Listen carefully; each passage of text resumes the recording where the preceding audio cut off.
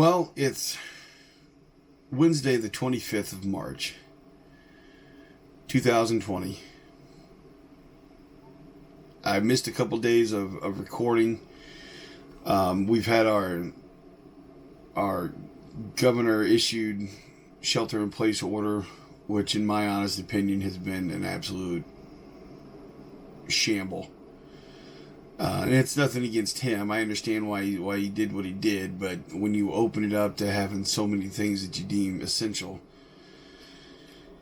you leave so many loopholes open for places that think that they can work. I read an article on the news, or on one of the website news places, that a goddamn car dealership place had somehow worded themselves into being automotive essential, and the health department went and looked it up, and sure enough, they somehow were able to justify them being open a car detailing place, the place that just washes your car and makes it look pretty. Another one was a pawn shop. They were able to word themselves as being a property-based bank. So the health department wasn't able to close them down yet.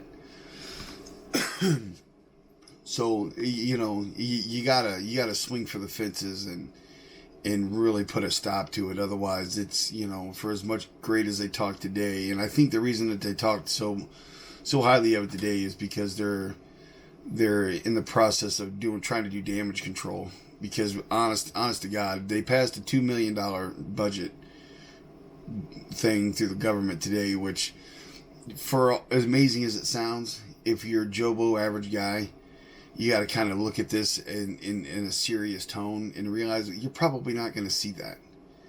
Your work will, and corporations will, and big places that employ a lot of people will, and you might see it. I mean, if you're a well-off family that makes just below the minimum, you'll probably see it. But if you're average Joe guy working paycheck to paycheck, you're not going to get that go out and buy the new recliner money.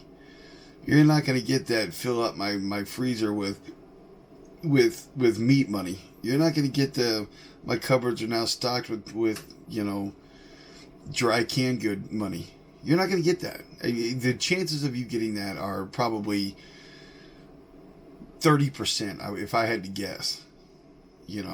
I mean, it's fun to joke around about it, but reality is reality. They want to open up the economy to get back for everybody to get back to work in 2 weeks. I hope to God this thing's gone in 2 weeks. I don't think it will be.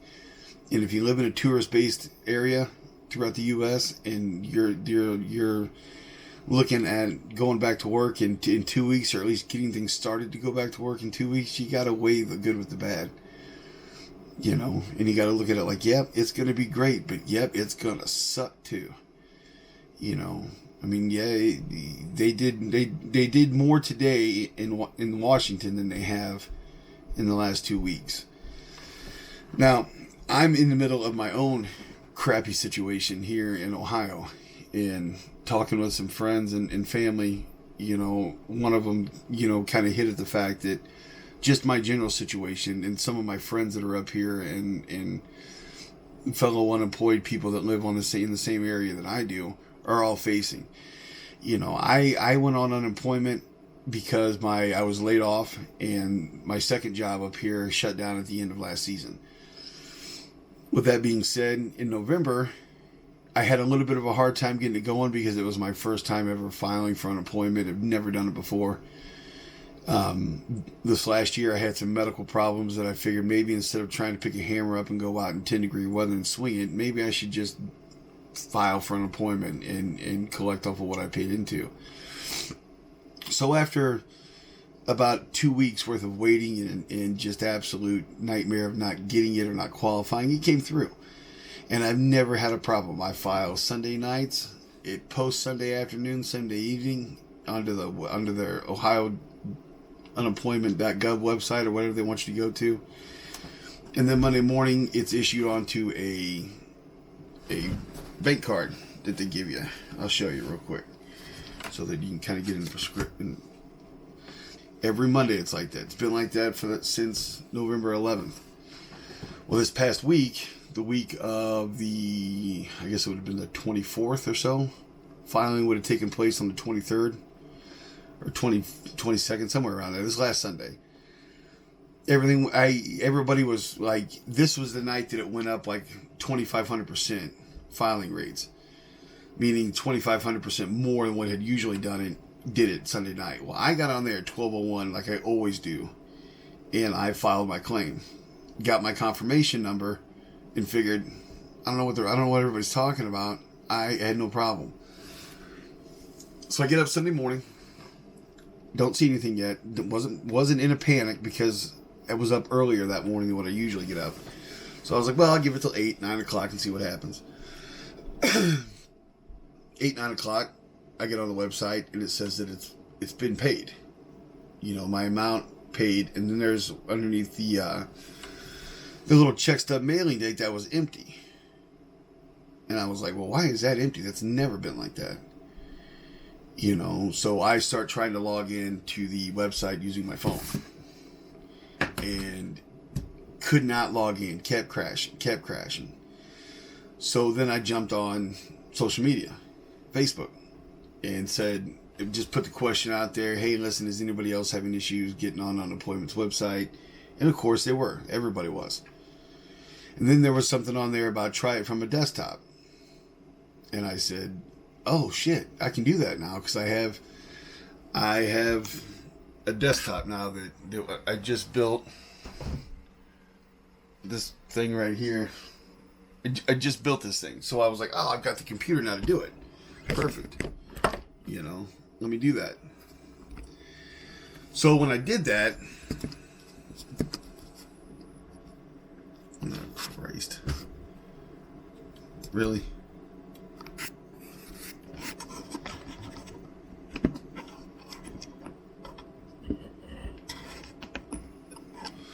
Sorry about that. So when I did that, it all of my information that I've had has been passcoded into my phone. And like I said, it's been 5 months. 6 months. And it's just saved on there. So I don't have to mess around with it and forget it. So when I try to log into the Ohio unemployment website, I can't remember what the password is. It's only one of two things. Unfortunately, you know, I'm not James Bond and I have all these encrypted passcodes to all my crap. It's usually because I am terrible. My mind's going to crap.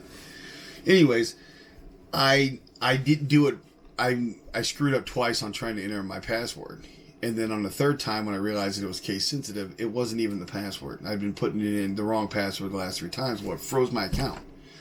Temporarily revoked is what it said. So that said in absolute panic, because at that point you can't get onto their website. Their call center's down, and I have no idea if I'm going to get last week's unemployment. So I sat on it. Monday night, sat on it, freaked out. That was when our shelter-in-place order came into effect. So I went over and tried to get groceries. You know, Tuesday I got up, saw nothing, sat on the phone, redial. Came in here, got on the computer, refresh, trying to figure something out. Nothing could. So at night, I'm laying in bed, and again on social media, and a friend up here posted she just got hers. It just came through, and it's probably 7:30. You know, and I was like, yeah, right. So I pull out the phone, shift over to the app that you have to download when you get the Relic card. And sure enough, it posted. And I was like, oh, well, maybe they see the error other ways. Maybe something got fixed. So then I try to go through and log back into my unemployment account. Still can't do that. So I call all day today.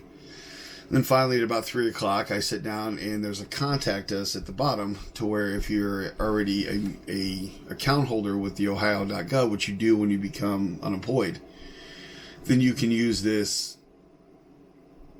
form to fill out if you have any questions about anything related to what's on that page. And there's a little other space at the bottom of it to where you can click that other and then just write out your question.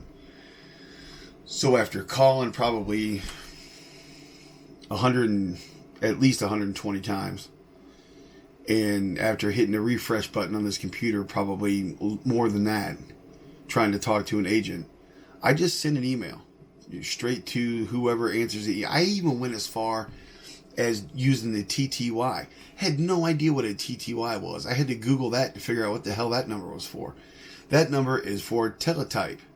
Or if you're deaf and you can't hear somebody on the phone, you use that number and they text talk you through whatever question you had. I tried to do that, never heard crap back from anybody. So then I just sent an email to that inquiry. I just got a response back just a few minutes ago, and it is, of course, 7-Eleven. So with this whole pandemic deal and the whole influx of unemployment, they shut their call centers. They opened them up from 7 until 7, as opposed to 8 to 5. So figures I would just get a response back from them at 7, telling, and I'll read it to you. This is how comical it is with what they're trying to tell you to do. Because when you see this, you're going to be like, when you hear this, it's laughable, because they're telling you to do the same thing that I've been doing for the last 3 days. You know, and at first I wasn't even going to open it, because nowadays you don't know what you're going to get when you open it up. But it was from Jobs and Family Services, so I was like, well, maybe this is something legit. Maybe I need to open this up and take a look. And it's the constituent, which is me, inquiry. And I wrote, I'll tell you what I wrote and what their response was. I said, my Relic Card app, I logged into my Relic Card app and didn't see my weekly payment filed. When I tried to log on to the unemployment website using my phone, because all my info was saved on it, it was down. So after calling others who were on assistance, they told me to try a computer. I thought my login password was what I thought it was, and after 3 password attempts, it was not. And it froze my account. I tried to call the center, and it was down, I guess, as well. I do have some issues with them as far as that goes, but I've never had a problem with talking to a representative at unemployment before until this. Just put on there, I desperately need. I've been on the unemployment since November, in desperate need of it to just at least try to scrape by until my jobs pick back up and reopen. So fast forward until today, it's Jobs and Family Services legislation is what the title of it is. And this is what they sent me. Begin calling the telephone number at 6:55 in the morning. Hang up and do it over and over again. You will eventually break into the queue if you are patient and diligent. That's it. That's it. That's what they tell you to do. If you're having issues regaining all that. If you're having issues talking to somebody, just keep hitting redial for 5 hours. Just keep hitting refresh for 4 hours. Now I've since they posted my payment to my Relic Card from that week, so I have that. But in 4 days, I have to file again, and I can't get it into anybody. I can't even log on to my account to fix that problem, to tell them who I am, reset my password, and be able to file for this last week. And then after that, I don't know. I don't know what's going to happen. You know, nobody wants to hire where I'm at because nobody has the money to spend, and nobody wants to hire somebody that they don't know, or if they do know, is sick. Nobody wants to come out of their house. So it's one gigantic shit show, basically.